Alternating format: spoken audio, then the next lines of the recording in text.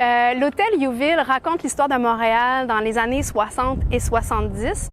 On me demande, oui, de raconter l'histoire des années 60-70 de la ville de Montréal, mais moi, je suis un Montréal-né. C'est aussi mon histoire.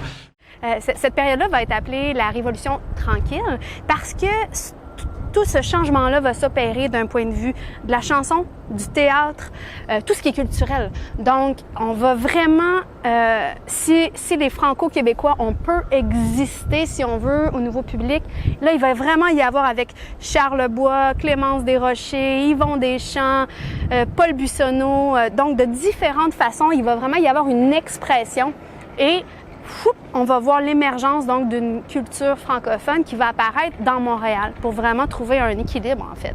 Que ce soit l'Expo 67, que ce soit les difficultés qu'il y a eu pour retrouver une balance entre les anglophones et les francophones, que ce soit tout le développement, l'explosion culturelle qu'il y a eu de ces années-là, ben c'est aussi ça mon histoire.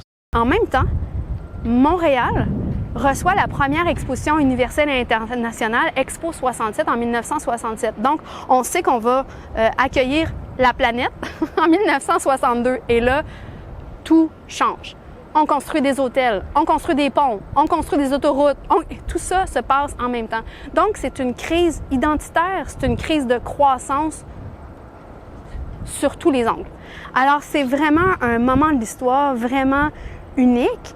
Et on avait envie de le raconter en 33 chambres. La façon que Youville, qu'on va présenter les histoires dans Youville, c'est quelque chose qui devient très personnel. C'est un peu comme si je vous prenais par la main, puis je vous amènerais chambre par chambre, puis je vous racontais l'histoire de la chambre. Le changement, c'est vivant.